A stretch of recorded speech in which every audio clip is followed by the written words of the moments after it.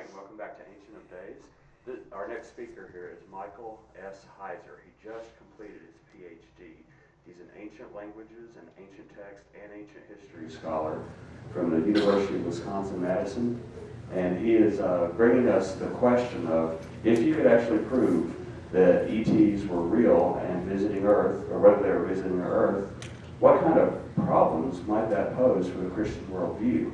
I mean, is man alone according to the Bible, or how unique are we compared to everything else? He's very uniquely qualified. I don't need to tell too much more to waste his time. He can do it a lot better than I am. This is Dr. Michael S. Heiser.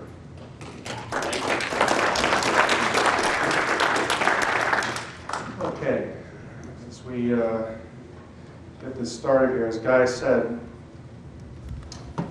I'm more capable than he is of wasting my time.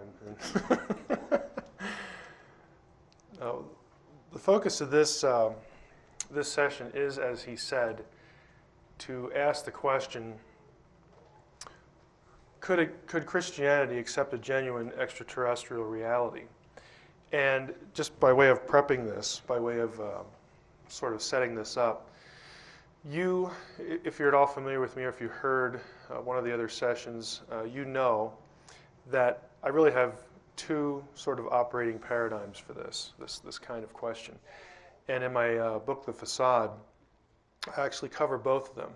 One is that what we see as the extraterrestrial phenomenon, and I do take it seriously. I do take people,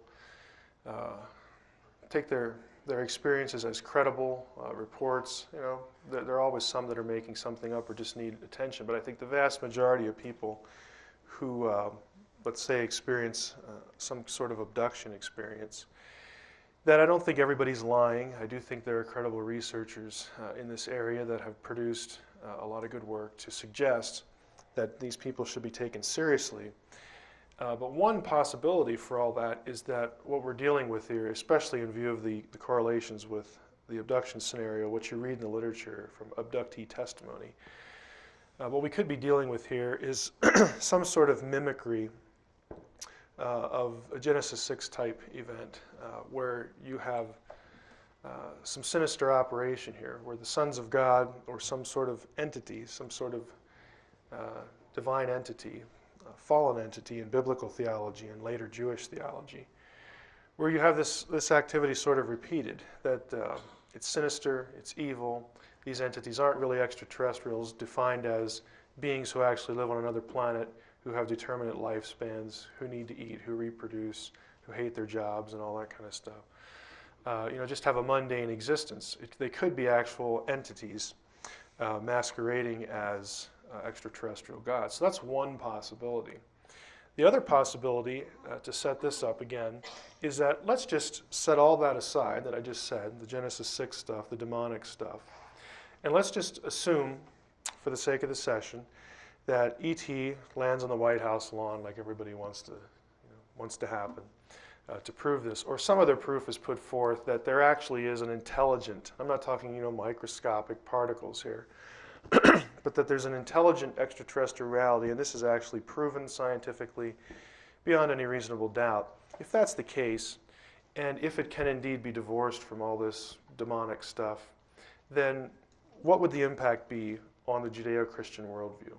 And those are the presuppositions we're going to take into this and the question we're going to ask.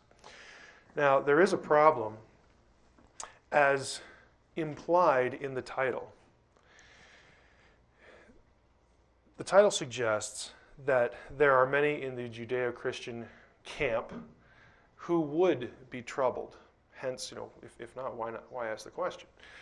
This all goes back to, by way of introduction, to something called the Brookings report, as far as the attitude today that if there was an extraterrestrial, Jews who take the scriptures seriously, Christians who take the scriptures seriously, just could not handle this.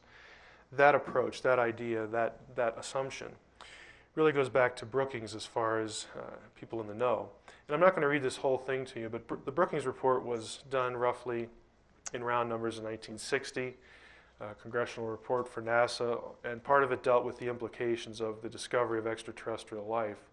And this paragraph more or less just says, the first line here, anthropological files contain many examples of societies, speaking here of human societies, sure of their place in the universe, which have disintegrated when they had to associate with previously unfamiliar societies, espousing different ideas of different life ways. Now what that means is that anthropologists, people who study people and cultures, I sort of pointed out the obvious. When one culture encounters another culture, and that encounter sort of displaces what they thought about themselves, it can be a disturbing experience. Well, we all know that, but the Brookings report went even further. It actually, this is a direct quote from a footnote on page 225. It actually says that fundamentalist and anti-science sects are growing apace around the world. For them, the discovery of other life rather than any other space product would be electrifying. And if you go down to the last line, if superintelligence is discovered, the results become quite unpredictable. To summarize this quotation, what they're saying is, look, people who are really, in these conservative religious groups, if you actually found intelligent life out there in the universe, this would be a really disturbing prospect for them, to the point where the results become quite unpredictable. We don't know what would happen. And this stance on the part of NASA, on the part of the government, has sort of carried the day as far as disclosure questions. You always hear this when the subject of why doesn't the government just be more honest? Why don't they act more forthrightly? If you saw Richard Dolan's presentation and John Greenwald, you'll know that the government specializes in obfuscation when it comes to getting any information about what it actually knows. And part of the reason that they would give, and have given in print, is that the social religious fabric of not only our country but around the world would just be too dramatically affected. Now, to be a little more precise though, the people we're talking about here and the people I'm talking to in this tape are theological conservatives. And what that means is people who, again, in the Judeo-Christian camp, who would take the Bible at face value, would believe that it's inspired and authoritative, and that it contains an accurate, but perhaps not necessarily complete, record of creation events. These are the people that the Brookings report were afraid would just not be able to handle this, as opposed to theological liberals. And what is a theological liberal? Well, this is someone who doesn't really view the Bible as the only authority or infallible. It is quite open to negative criticism. And the reason I point this out is that nearly everything that you'll read, if you actually went to do some research on this, what about Christianity and extraterrestrial life, almost everything that's been produced has been produced by or for the theological liberal camp. In other words, those whose view of the Bible is, I'll say it this way, is low enough that, we really don't care. If an ET would come along and that sort of produces the assumption, or in our minds the fact that the Bible is wrong, we would expect the Bible to be wrong anyway, so who cares? We're not talking to that camp. We're talking to people whose worldview does not allow for a Bible, a text, their religious book, to just be riddled with errors, and to make an error so fundamental as to the matter of extraterrestrial life. So I want to be clear as to who I'm speaking to. And I'm specifically speaking to those who are conservative. Now, there has been one attempt recently to sort of assess, in the mind of the researchers, how the religious community in our country would respond to an extraterrestrial reality. And I'm going to tip you off as to where I'm going here. This survey, which you may have heard of, if you perhaps have been to the NIDS website. If you haven't, I recommend it. There's a lot of good stuff on it. But the NIDS people paid for and commissioned, conducted something called the Alexander UFO Religious Crisis Survey. And this is taken directly from the website, from the survey's own abstract. And what they did, to summarize here, is they sent out 1,000 surveys to find out what the impact would be from essentially the mouths of the spiritual leaders in various denominations and congregations. You'll notice at the bottom, the results that they got are based on a 23% return. So 230 of the 1,000 surveys were returned. The country was also divided into 5 regions to do this methodologically, and 563 of the surveys wound up going to Protestant churches of various denominations, 396 to Roman Catholic churches, and 41 to Jewish synagogues. So they tried to sort of hit representationally the major groups. Now the results were that 81 Protestant respondents, again only 81, answered the question that dealt with the approximate size of the congregation. The researchers wanted to know, well, how many people does your church, and hence your view as the pastor or the rabbi or the priest, how many people does your church represent? And so you get these figures in the survey data about total families that the respondents represent. Protestant, you have a little over 35,000. Roman Catholic, a little over 56. And the 6 Jewish respondents would amount to 1,445 families.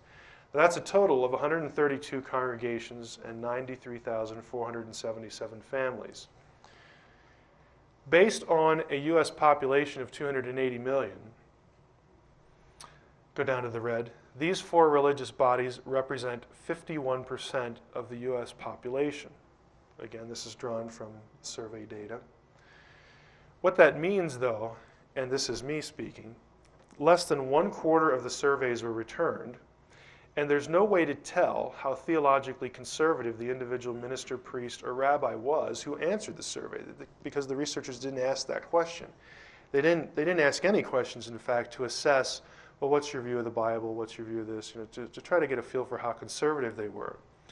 The more conservative the respondent, however, the more likely they would be to feel troubled by certain questions. And it's my guess, and it's only a guess, based on people in the ministry that I know of, and trust me, since I do this, I run into different pastors and that I know, different academics in the wider Christian realm who just wonder, why are you doing this? And when you tell them, it's like, well, surely this just must be evil, and so on and so forth. Because they're very conservative, they don't want to entertain the possibility. So I would suggest that questions like this would really bother a theological conservative. And chances are they would just throw the survey away or answer very negatively. I don't think they would answer very positively to things like this. Do you think genetic similarities between mankind and an advanced extraterrestrial civilization would challenge the basic religious concepts of man's relative position in the universe? That was question number 5 from the survey. Question number 6 was, if an advanced extraterrestrial civilization had religious beliefs fundamentally different from ours, would it endanger organized religions in this country? Chances are a theological conservative would say, yeah, well, it would endanger mine. 10, if an advanced extraterrestrial civilization proclaimed responsibility for producing human life, if the ETs said, we're your creators, would it cause a religious crisis? If you're a religious conservative, this is completely contrary to what the Bible says. And of course it would bother them, again, if they're theologically conservative. But in the survey, you don't really know how conservative or liberal the respondent was. The other problem is the math.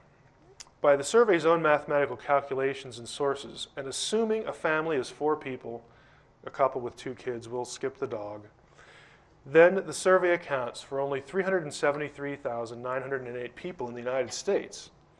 So there's the math. You get the 477 times 4. So you know how I got this.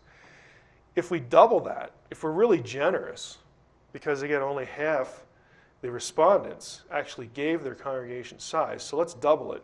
That's 0.005% of the population of the United States. What I'm suggesting here is that this survey doesn't really cover what needs to be covered.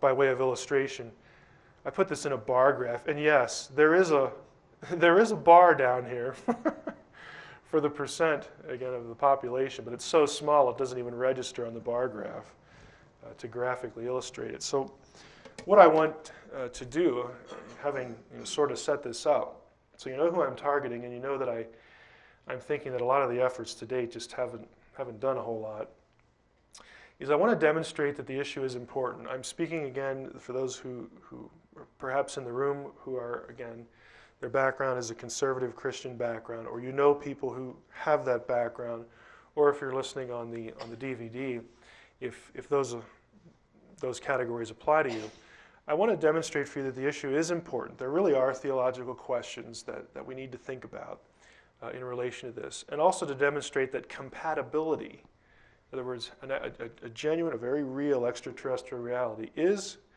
compatible with a conservative, a theologically conservative Christianity and Judaism.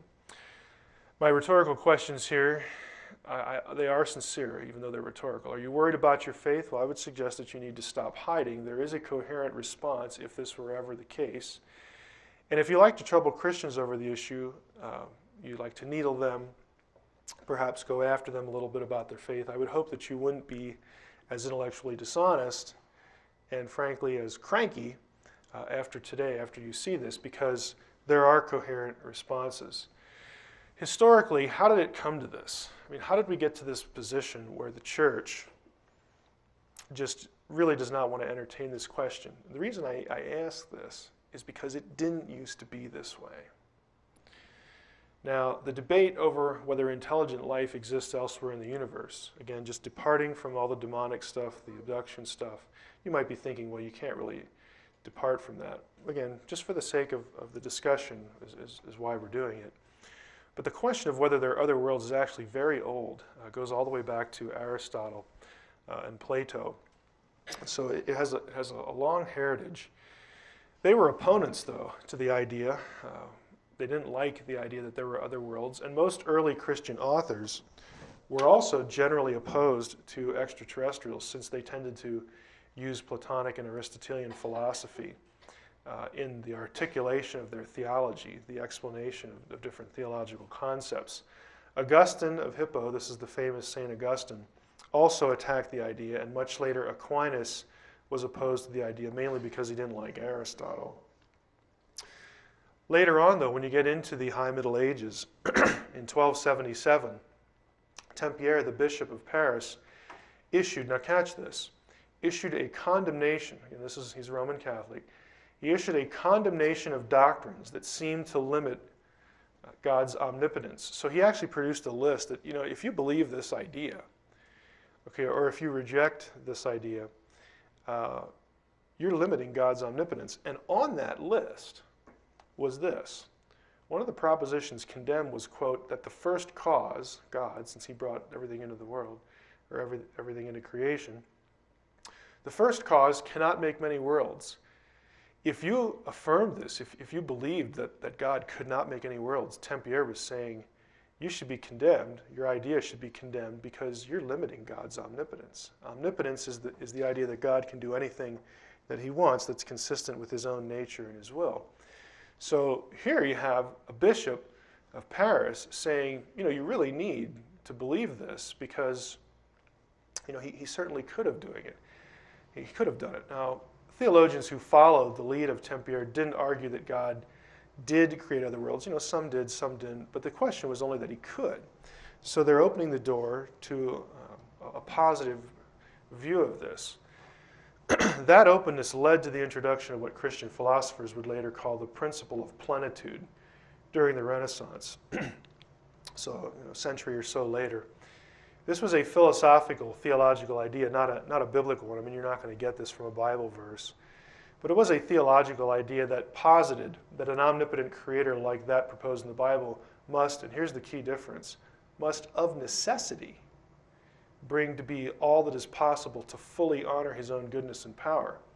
Hence, Christian theology went from seeing other worlds as possible to argue that they might even be necessary for God to really show how great he was. So that became a workable idea. Nicholas of Cusa, a famous figure in church history, encouraged the idea, and he advocated in print that not only could there be a plurality of worlds, but life probably also existed on the moon and the sun. Nicholas was a priest, later became a cardinal, and he was the first prominent Latin Christian scholar to embrace the idea of extraterrestrial life. And he wasn't the only one. Now, later on during the Reformation, the principle of plenitude did face some opposition again, particularly from Melanchthon, who was a Lutheran reformer, who in 1550 warned that the Copernican cosmology would lead to the idea that Christ's incarnation and redemption could have occurred on another planet. Now what that means is, what Melanchthon's concern was, is that if we have all these other planets out there that are populated, he was afraid, or expressed the concern that, hey, if we affirm this, then we might also have to affirm that God could have sent Jesus to a different planet and effected the atonement for them and perhaps not us. Or later on, this idea is going to be blown up into the, I'll just call it what it is, into the pseudo-theological problem that if there are other worlds, then Jesus has to be incarnated on every one of them and live and die on every one of them and resurrect on every one of them. That's going to become an objection to the idea of extraterrestrial life. But Melanchthon was more or less concerned about humanity losing its position as the redeemed, or as the target of redemption more properly, than somebody else. So he was opposed to the idea. Belief in extraterrestrials among Christians and Christian theologians continued to be quite prominent during the Enlightenment, 17th and 18th century. Near the end of the 18th century, the consensus within and without the church, so both people in the church and people who had nothing to do with the church, was that the universe was teeming with intelligent life. And so many Christians believed the possibility actually enhanced one's religious perspective, again, in light of the principle of plenitude. So it was cool, it was in vogue, it was permissible, it was allowable to believe in other worlds as a Christian at this time. The acceptance of extraterrestrial life among Christians was soon undermined, however, by one of the Enlightenment's major figures.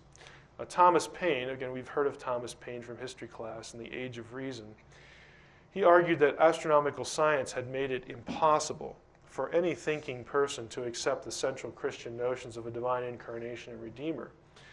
And in the course of this debate, Paine became a firm deist. In his own words, here's how he put the problem as he perceived it. He says, "From whence could arise the strange conceit that the Almighty should come to die in our world because, they say, one man and one woman had eaten an apple? And on the other hand, are we to suppose that every world in the boundless creation had an Eve, an apple, a serpent, and a Redeemer?" He's saying, look, if this is true, and if the Christian doctrines are true, and if it's true that there are other worlds, wouldn't this whole thing, this whole atonement idea, the whole fall and redemption idea, and the incarnation that Christianity has as its central beliefs, wouldn't that have to be repeated on every world that existed? Or else they wouldn't be redeemed. The Son of God would have nothing else to do than to travel from world to world in an endless succession of death with scarcely a momentary interval of life. There's so many worlds out there, you just have to go somewhere and just die all the time. So he thought it was absurd. Numerous Christian authors in the period after Paine responded to his polemics. Two of the most successful were Timothy Dwight, who was the president of Yale University during these dates, and Thomas Chalmers was a famous Scottish preacher. So they just thought Paine was out to lunch and that the idea of extraterrestrial life was just fine within Christianity.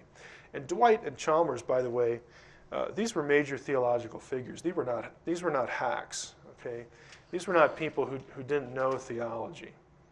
They were among the leaders in Christian theology at the time, and they thought it was just fine. They just didn't buy what Paine was saying. Support for the idea of extraterrestrial life continued through the late 19th and early 20th centuries in the church, but it soon became the threat that many Christians see to it today, and that was really because of Darwinism. With the advent of Darwinism, Christians who took the Bible's claim of a divine creator seriously began to view scientists as the enemy. Okay, that was one of the key intellectual movements or changes that has led to the situation as it is now.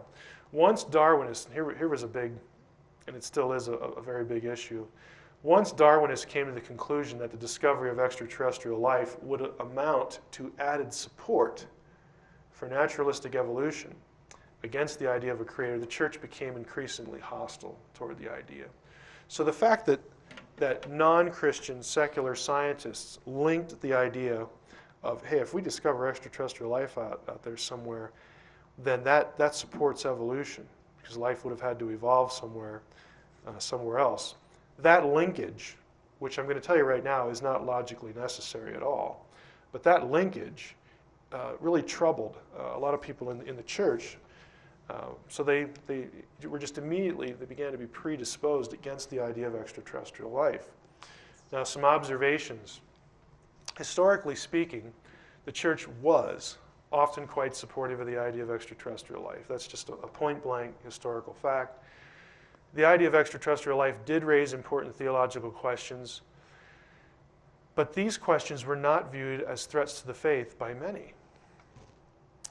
Two things, I believe, drove the church away from the extraterrestrial question, and here's the important part, neither of which arose from the Bible itself.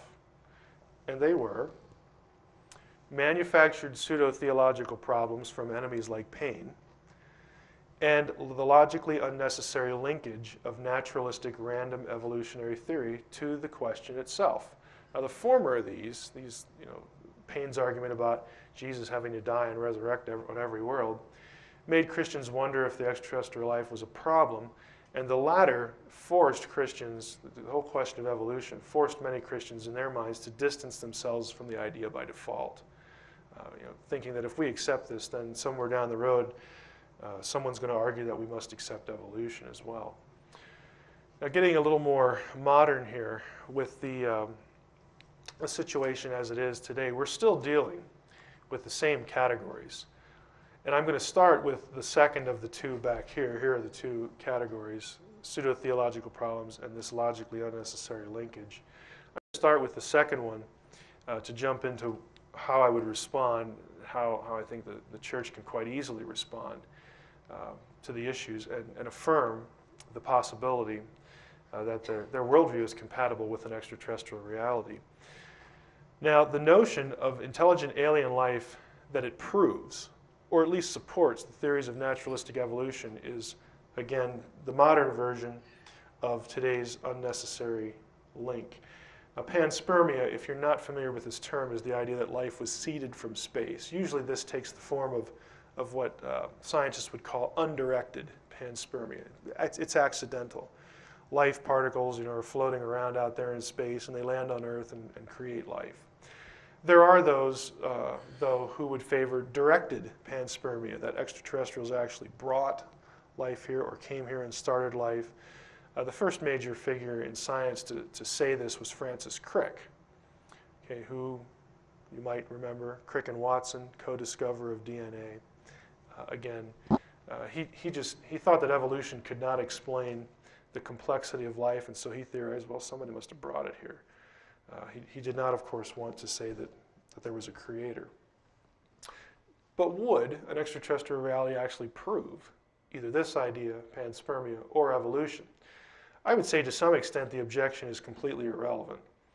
There are many theologically conservative Christians. Again, I'm talking about people who believe that the Bible is the Word of God, who believe that Christ was God in the flesh, who believe that he died and he rose again. I mean, all the major doctrines of Christianity. There are many theologically conservative Christians, especially in the sciences with advanced degrees in those fields, who embrace the theory of evolution, albeit as a process created by God. Those who do this would call themselves theistic evolutionists. God created the evolutionary process and lets it run. And or intelligent design theorists. Now, intelligent design theorists do not all embrace evolution. Some of them reject it. But the fact is there are lots of conservative Christians out there who aren't troubled in the least by evolution. And just on a personal note, I know a lot of these people. I'm at the University of Wisconsin-Madison. I go to a campus church there. And our church, for some reason, is heavily, and I mean heavily stilted toward the sciences. I can't go to a service without bumping into half a dozen PhDs because we have a lot of faculty who are members and leaders in our church. Our church has a lot of graduate students in a lot of fields, but most of them seem to be scientists. By way of example, the head of the botany department at the UW is a member and an elder of my church. The head of environmental studies, member of my church.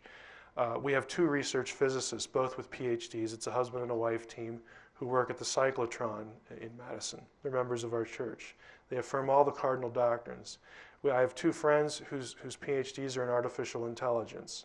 We got grad students in entomology and biology, chemistry, biochemistry, the whole 9 yards.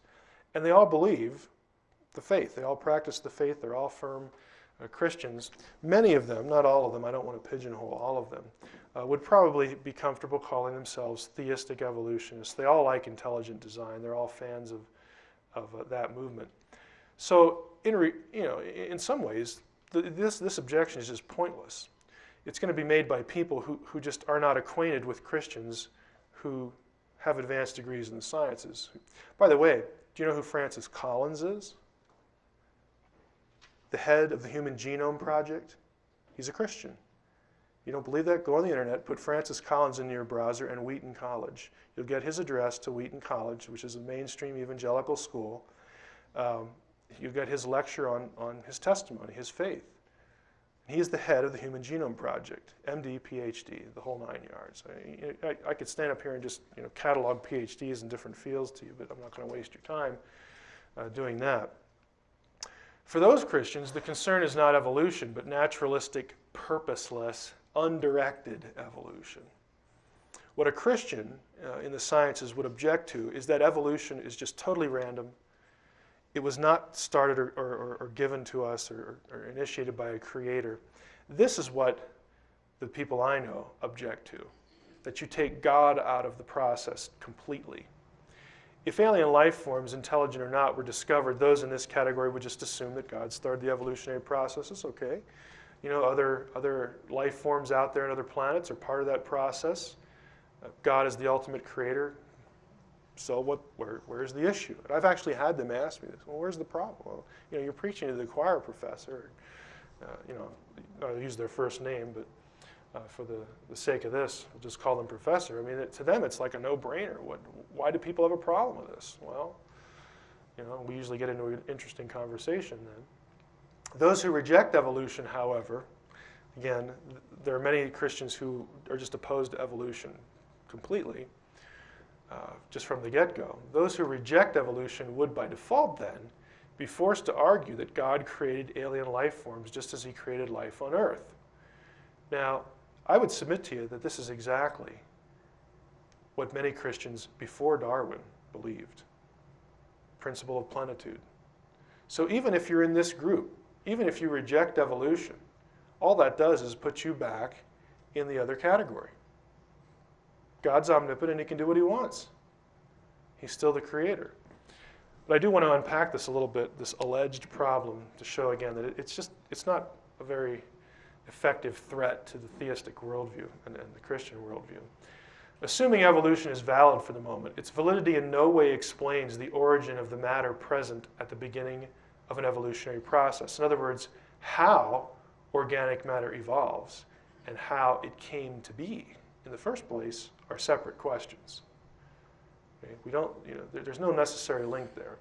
An advanced intelligent extraterrestrial would not answer the question of ultimate origin either, due to the philosophically incoherent notion that a created thing brought the creation into existence. In other words, you believe there's an extraterrestrial out there. And I've never seen this claim, even in the UFO literature. I mean, nobody's going to say that E.T. created the universe. They usually say E.T. created us or something like that. So even if there is a E.T., then that just raises the question, okay, where'd you come from? Where did it come from? And again, to Christians in this group, they would just say, well, God put you here too. So, why don't you submit to him or something like that? Many Christians and theologians have argued that the biblical text itself, it's kind of interesting, I threw this in as a side note, may lend validity to the evolutionary process. I'm not saying this is my position, but it is interesting. Genesis 1:24, God said, "Let the earth bring forth every living creature." Now what is in there that's kind of curious? You have the earth bringing forth living things, not God directly. God starts the process of the earth bringing forth every living creature. Now, some ancient theologians, Gregory of Nyssa, Augustine, actually thought that this implied, and they didn't know the word evolution, but the way they articulated this, they thought, well, maybe that the text actually means what it says here. I'll use Augustine's quote here. He supposed that the Creator, based on this verse, implanted seeds or potencies of each separate kind of organism in the created universe from the first moment of its existence. He made all things together, disposing them in an order based not on the intervals of time, but on causal connections, there was, catch this, invisibly present all that would later develop. Okay, that was Augustine, based on Genesis 1:24. So again, this is turf that Christian theologians have covered before. This is nothing new. If God did indeed create life all over the universe, it is reasonable to expect a genetic relationship. Again, and these are my responses. You remember back a few slides ago, one of the questions dealt with, well, what if there's ET and what if he's genetically similar to us? Would that bother you? I'm saying, well, why should it bother you? It's reasonable to expect a genetic relationship between that life and Earth life on the basis of genetic relationships between life forms on Earth. If they all have the common creator, why would this be a shock?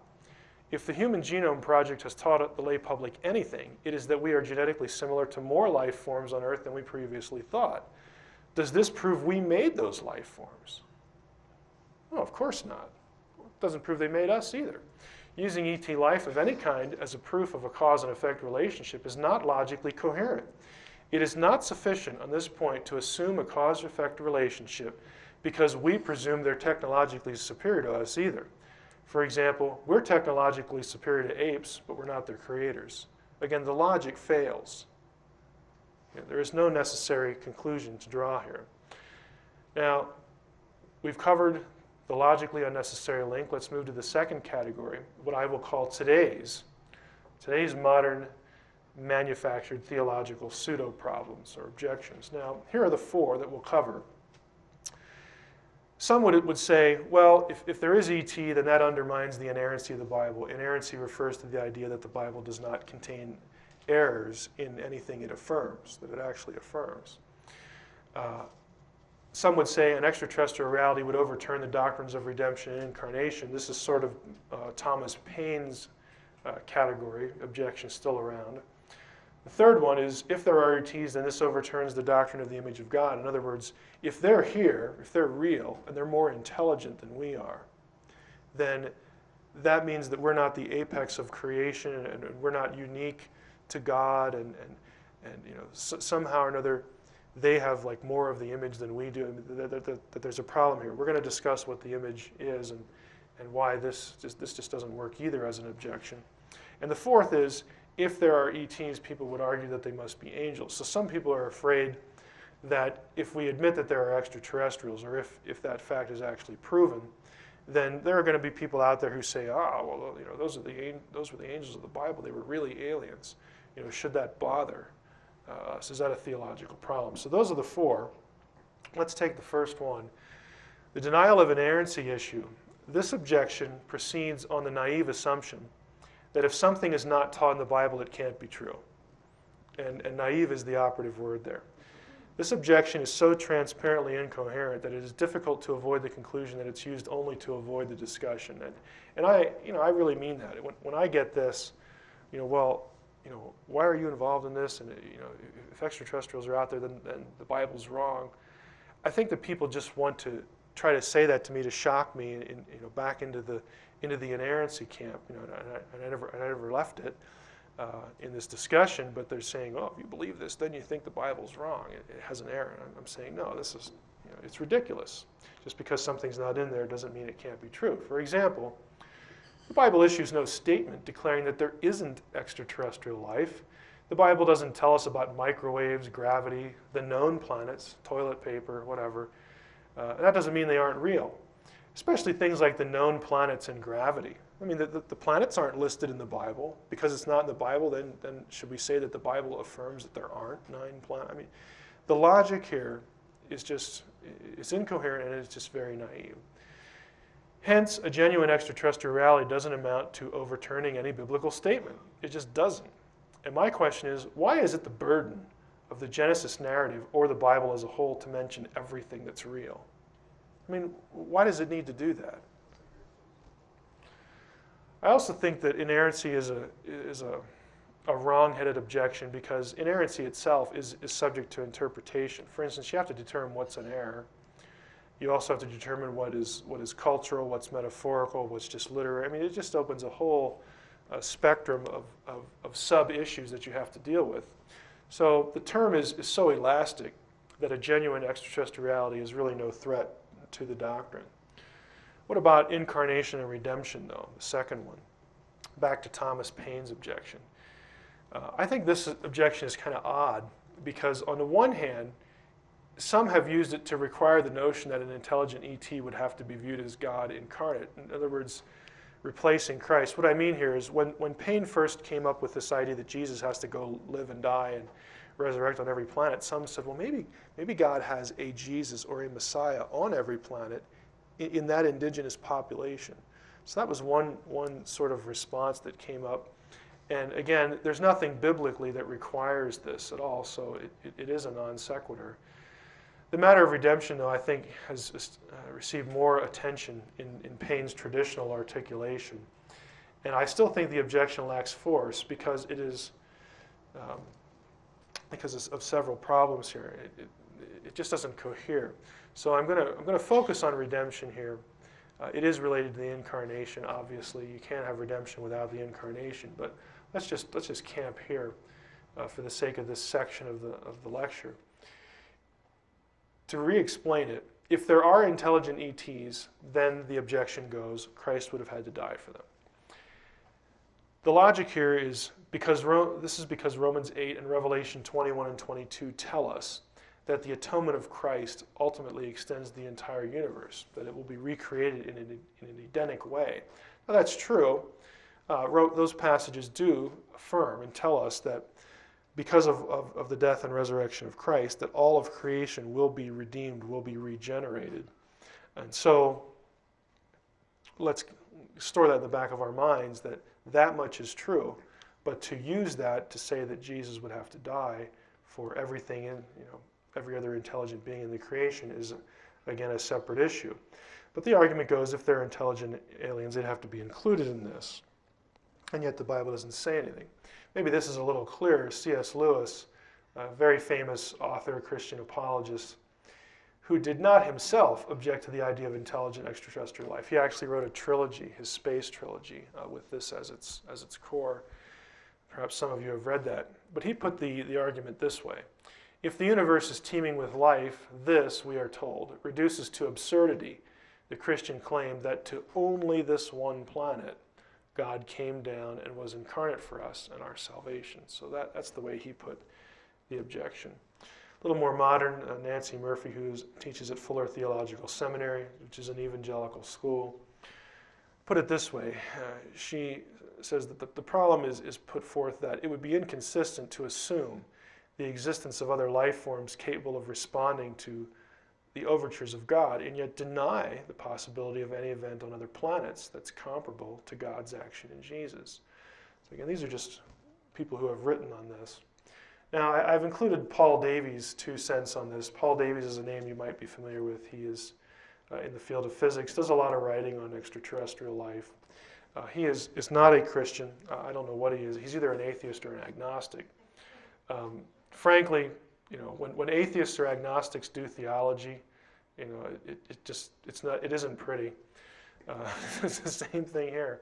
But I'll read his quotation because I'm going to interact with it. Of all the world's major religions, Christianity is the most species-specific. Jesus Christ was humanity's Savior and Redeemer. He didn't die for the dolphins or the gorillas, and certainly not for the proverbial little green men. And then Davies asked, but what of the deeply spiritual aliens? Are they not to be saved? Can we contemplate a universe that contains perhaps 1 trillion worlds of saintly beings? He's equating saintly beings with this deeply spiritual thing, like, because I'm deeply spiritual, then God has to save me. But in which the only beings eligible for salvation inhabit a planet where murder, rape, and other evils remain rife. So what he's doing here is he's saying that the reason God offers salvation is if you're good, which is a complete misunderstanding of the gospel. But continuing with Davies, those few Christian theologians who have addressed this thorny issue divide into 2 camps. Some posit multiple incarnations and even multiple crucifixions, God taking on little green flesh to save little green men, as a prominent Anglican minister once told me. But most are appalled by this idea or find it ludicrous. After all, in the Christian view of the world, Jesus was God's only Son. Would God have the same person born, killed, and resurrected in endless succession on planet after planet? So he's in the Thomas Paine camp pretty clearly here. Now, the way I would respond to this is it's true that the New Testament teaches all creation is redeemed, but it is an assumption, and I think perhaps flawed, that the cosmos needs to be redeemed in a moral guilt sense. Now, what I mean here, and I'll return to this in a moment, is the reason in Christian theology that Christ became incarnate and died on the cross was that mankind, because he was morally guilty before God, had to be redeemed. Okay, that was the whole rationale for it. And what I'm suggesting here is I think it's a flawed assumption that everything in the cosmos is guilty before God and even needs to be redeemed. But we'll come back to that. Christianity does not teach we're morally guilty before God because we're intelligent or spiritual. We are in that state because God applies Adam's guilt to all humans. All right? That's what the Bible actually says. The other problem with what Davies says is salvation cannot be earned and is never deserved in biblical theology, but is granted to all those who put their faith in what Jesus did. As such, Davies' comments in particular show a fundamental misunderstanding of the gospel to begin with.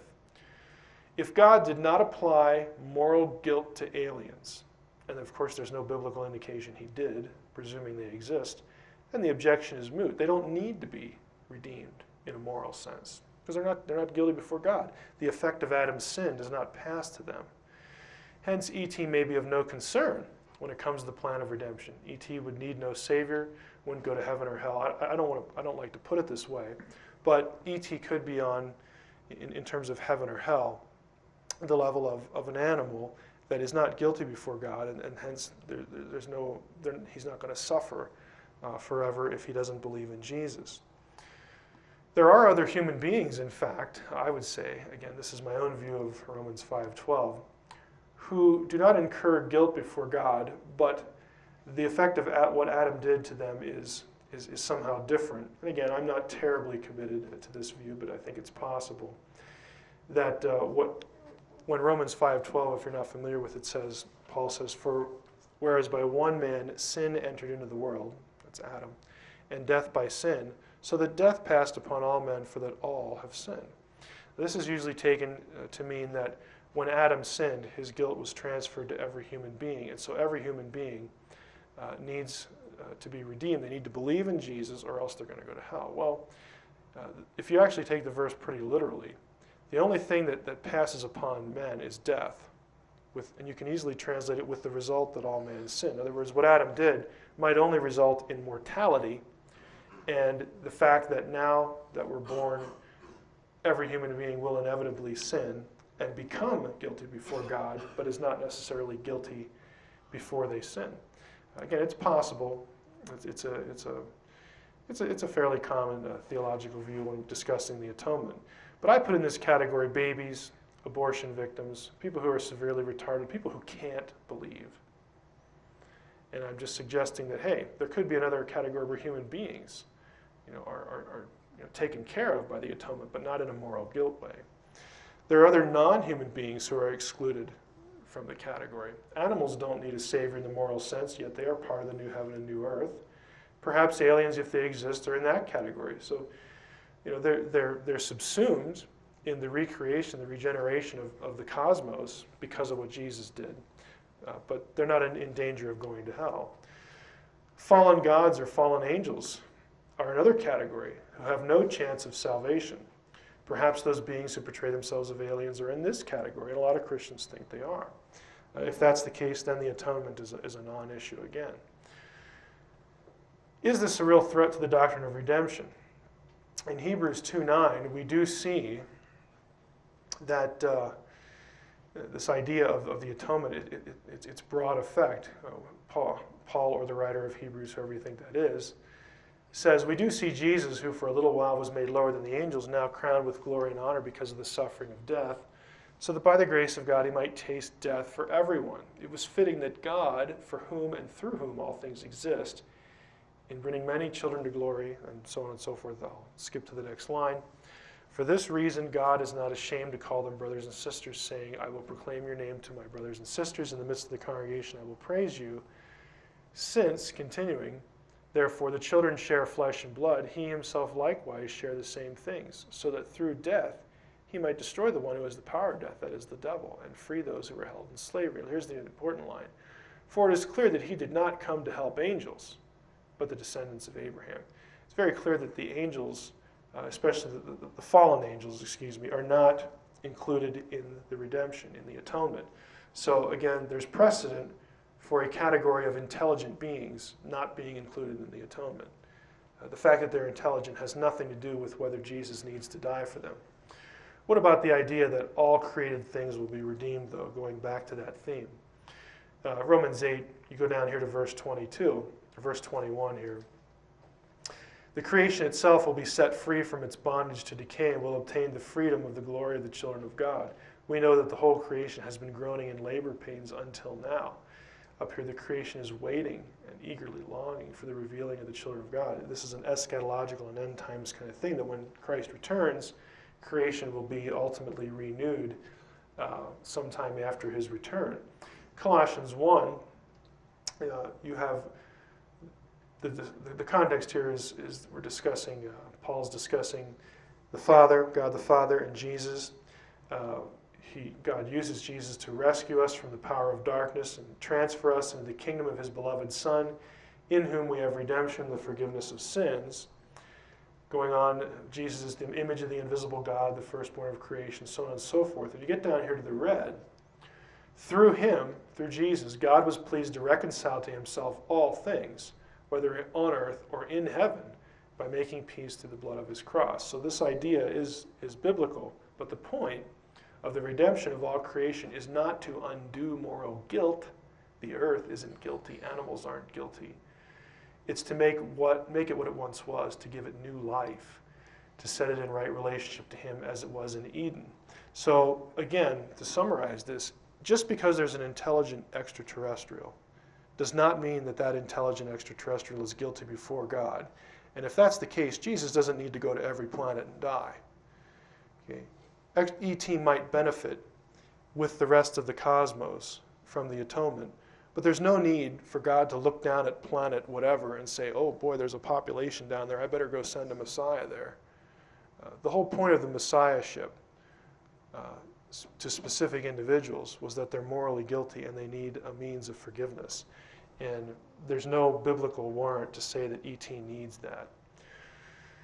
Third one, if there are ETs, then this overturns the doctrine of the image of God. This objection requires a little explanation. Supposedly, if there are intelligent extraterrestrials, then the special relationship humans have with God, which is defined as this image idea, is overturned. In reality, the understanding that an intelligent ET would not have been created in God's image and so would not usurp humanity's uniqueness is the primary reason Christianity could sustain an extraterrestrial reality. Now, to explain that, most Christians, and you'll read this if you read theology books, it's very common to say that the image of God is these things. You know, it's intelligence, it's communication ability, you have a soul, a conscience, free will, abstract thought, whatever. So the supposition is that, hey, if there comes along another critter, another being that has these things, or even a couple of them, then that means that humankind is not unique. Humankind is not created in the image of God exclusively, like the Bible says. So there must be a problem with the Bible. That's the way the argument goes. And again, as you well know, I don't buy it. The reason that the image is not any of those things, and that's the key, the image is not an ability or some capacity. The reason that that's not the case is because of several reasons, and I'll try to follow this here. The image is, true, what makes mankind distinguishably and certifiably unique in relation to any other created thing in the universe. The image must be something possessed in its entirety, equally and fully by every human being. In Genesis 1:26, when God says, "Let us make humankind in our image," the whole point is that I'm going to create humanity in such a way that he is distinct from everything else I've created. And since we're created in his image, male and female, and every male and female has it, it's not something you get in stages. Okay, you either have it or you don't. Now these conditions are again mandated by this passage, Genesis 1, okay, the famous image passage, let us make humankind in our image and in our likeness. Genesis 5, we have the phrase again, God creates humankind in the likeness of God. Genesis 9, a very famous verse dealing with capital punishment. Whoever sheds blood of humankind, by humankind shall his blood be shed, for in the image of God has God made humankind. My own position, as you're going to see in the next couple slides, is that the image is not a thing, an ability we have. It's not something put in us. It's something we are. It is a status that we have. We are God's representatives on earth. We are God's imagers, which explains this command. God was offended at murder. If you kill a human being, it is as though you killed God in effigy, because humans are his representatives, his stand-ins, so to speak, on the planet. And that was offensive. Now some observations. All men and women are image bearers, according to that Genesis passage. The image, of course, makes us distinct. There's something about the image that makes humankind like God. And the image is not incremental or partial. What I think it is, and I've already tipped my hand here, and this is based on a point of Hebrew grammar, is the image is something we are, not something we have. This is the phrase in Hebrew, bet tselem is how you would say this, in the image. This little letter is a preposition in Hebrew. They're attached to the front of words. Now think about the way we use the word in. Okay, we use the word in a lot of different ways. If I say, put the dishes in the sink, in that sentence denotes location. Okay? If I say, write this letter in pencil, what I mean there is that the pencil is the instrument that you use for writing. If I say, I work in education, I work in the medical field, what I mean is this. I work as a teacher. I work as a doctor. I work as a nurse. In other words, that is my function. I work in the capacity of education or medicine.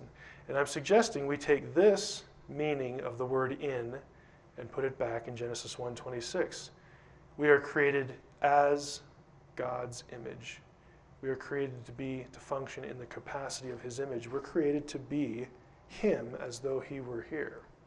We're created to be his representatives, his imagers. Think of it verbally. It's a function, not a thing. And all human beings have an ordained destiny to carry out or reject as his imagers. Now, how does this relate? E.T. has not been put in charge of earth, as Genesis 1:26 and 27 says humans are. Hence, he is not an imager of God. Humanity would therefore remain unique. It would retain a special relationship between humans and God. If E.T. comes along, and let's say he's more intelligent, that doesn't undo the image, because the point of the image is that I, God, am placing you, humans, on the earth to rule it, to take care of it, to nurture it, like I would do if I were physically there. I'm putting you in charge. You're my representatives. It doesn't matter if E.T.'s out here somewhere doing his thing on another planet, because God is in a unique, special relationship to humans on this planet, on Earth. Okay? Frankly, it doesn't mean a thing if E.T. is out there.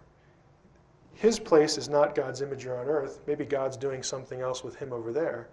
But the categories, the distinction between the categories can easily be retained. I have here a little rabbit trail. What about the plurals in Genesis, our image? Because everybody asks about this. And to get a full answer to this, you're going to have to get some of the other tapes from the sessions. But it's true that the members of the divine council, God's heavenly host, are also God's imagers in some sense. They do rule. They do exercise authority. That is true. Humankind is still unique, though, since humans alone are God's representatives on earth. In fact, in Jewish tradition, and I would say in biblical theology as well, the whole point of the initial rebellion of the Nachash, Lucifer, the serpent, whatever term you want to use there, was because he, as a superior being to Adam and Eve, did not want to submit to the idea that God was putting them in charge. Okay, we're more capable, we're better looking, we're smarter, whatever. Why should we bow the knee to these two, things that you've just created? The fact that heavenly beings can also serve God does not undo the fact that humans alone are his representatives on earth. God put humanity in charge, not some other being. And again, the whole Jewish tradition about Satan thinking this was ludicrous falls into that category. Now, finally, the fourth argument, well, if there are ETs, then people are going to go running around saying that they're the angels of the Bible, and then we're going to have aliens in the Bible, and that's a problem, so on and so forth. Well, I would suggest you look at it this way. To be honest, if there are ETs, and if you're thinking this, that, I just can't wait to have ETs in the Bible sort of, running the show or whatever, I would suggest to you, you need to think twice about that. I don't think you'd really want to do this if you're not a Christian, especially. Here's why. There are 4 problems with identifying angels with extraterrestrials. And again, I'm defining extraterrestrial as a being who has a determinate lifespan, who lives on another planet, who has to eat, who has to procreate to sustain his own race, who has to survive. In other words, he's not an immortal. Okay, he's not an entity, an immortal entity. But that is exactly the way that Jewish and Christian texts describe angels. They're described as immortal. They do not have determined lifespans. For instance, some verses here. Mark 12:25. For when they, in the context is referring to people, when they rise from the dead, they neither marry nor are given in marriage, but are like angels in heaven. Okay, they don't need to reproduce. They will live indefinitely like angels in heaven. Jude 1:6, the angels who did not keep their own position, but left their proper dwelling, he has kept in eternal chains. I would suggest to you that if the sentence is eternal, then the victim of the sentence is also viewed as eternal. Wouldn't make any sense. What's the point of having an eternal punishment if the being is not going to be around for it? Second problem, or second issue, is angels, Hebrew and malachim, are always depicted in human form. In other words, you never have a malach, that's the singular, an angel, ever depicted in non-human form. You have other categories, you have cherubim and seraphim and whatnot.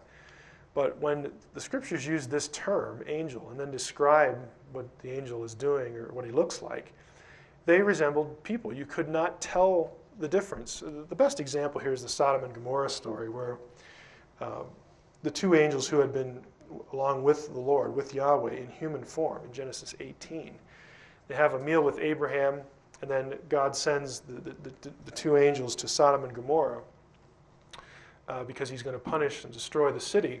When they get there, Lot doesn't know they're angels. When they get to Abraham's nephew's house, Lot, he welcomes them like they're any other human visitor. He has no idea who they are. It's only when they strike the city with blindness that Lot, it kind of clicks with him. Like, well, I can't do that. That's something people can't do. They must be something more. And in fact, they were.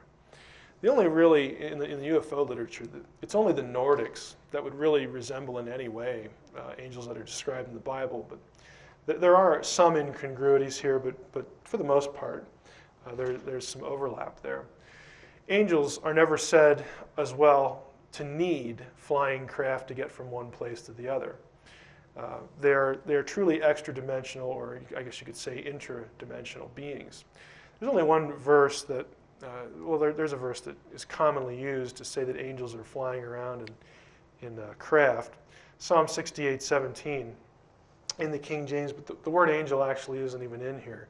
King James puts it in, but malachim in Hebrew is not there. This is a literal translation. JPS is the Jewish Publication Society version. In many ways, it's a very literal translation. It says that God's chariots are myriads upon myriads, thousands upon thousands. The Lord is among them as in Sinai in holiness. Now, again, the supposition is that, the myriads upon myriads are angels, but, the word isn't actually there, but we'll concede that point, that the supposition is that they're angels.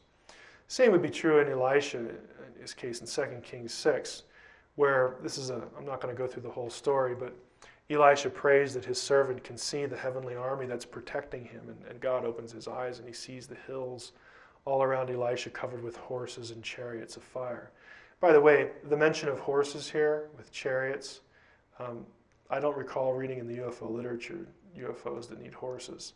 I mean, this is just a common ancient version of what they actually saw. And I mention that to say this. As I said last night in the Ezekiel session, the biblical writer, the ancient Hebrew writer, has words for silvery, silver, disc, round, circle, window. I mean, all the features of a common UFO. These are just simple words across the board in every Semitic language, but they don't use them to describe the chariots. They just use the word for chariot, drawn by horses. It's an appearance, again, to create the impression for Elisha and his servant that God has an army protecting them. It's not that God's saying, hey, we're really all here in UFOs. Otherwise, I mean, why didn't he describe that? Fourth, are ETs, scratch the R there, are they the angels of the Bible? Now, fourth problem, if they're to be misidentified in New Testament texts, then logic would compel us to accept whatever else the New Testament says about them. What I mean by this, in other words, is that it is intellectually inconsistent to accept that an ET reality is, quote, provable from the Bible, and then to turn around and reject what the Bible says about those beings. If you want to say that the angels of the Bible are extraterrestrials, then I want you to be consistent. I want you to then accept and affirm and believe and obey whatever else the Bible says about those ETs, those angels. And here are some examples. And I don't think, if you're not a Christian, I don't think you're going to want to do this. Here's why. Some examples. Angels, ETs in question mark there, save only the followers of Christ at the rapture, or the second coming, if you don't like the rapture idea. So if you're not a Christian, ET is going to kiss you goodbye. Angels, ETs, announce that Jesus was in fact the Messiah. So again, if you're not a Christian, you better get your act together. ET says, ET affirmed, ET declared that Jesus in fact was the Messiah. ETs are also inferior to and are subject to Jesus Christ. He is their authority. ETs, angels, carry out the wrath of God on the earth and unbelievers at the time of Armageddon. So again, if you're here when Christ comes back with his ETs, as people are so fond of saying, as he comes back with his army of UFOs and extraterrestrials, if you're not a Christian, you're in heap big trouble. Now, I don't think I've ever found someone who really would be willing to embrace a lot of these things if they're not a Christian. My experience has been that most people who want to say that the angels of the Bible are extraterrestrials are very hostile to the Judeo-Christian worldview. And I'm just asking, I'm not really asking, I'm just telling you, you're inconsistent. You have, again, the pick and choose approach to the Bible. You pick what you like, you discard what you don't. One must decide one of two things about the angels or ETs idea. Either don't identify them, number one, or number two, explain how it in fact is intellectually honest of you to pick and choose. And I don't think you can do that. Now, one last thought. While it is certainly true that Christianity can accommodate an extraterrestriality, there are two aspects of the alien debate that Christian theology today would still reject. One is the assertion that ETs created humanity. What I'm saying here, by way of sort of a summation, is that, look, on the one hand, it's perfectly easy and perfectly reasonable, perfectly workable for someone who's a conservative Jew or conservative Christian to accept the idea that there could be a real extraterrestrial. The problem comes in this linkage, this assertion here. And second, again, the possibility that while angels are not the ETs, the beings that present themselves are somehow the evil fallen sons of God. This is where you're going to find a lot of Christians nowadays, their resistance to the idea. But what I'm saying to you is that there's no, while this can be articulated, this can be explained, this can have a coherence of its own, I think that Christian theologians should also admit and tell their people that maybe this doesn't have to be the case, and we can have an extraterrestrial reality, and still affirm the faith. That is what I have for today. We can take question and answer, I guess. I don't know. I don't know what time it is, so I'm going to rely on the tape guys. We do? Okay. All right. Okay. So we're gonna have Bill come. Where are you, guy? Okay. Okay. All right. Well, let's just stop then. Okay. No, he wants to get started with the next one. Okay.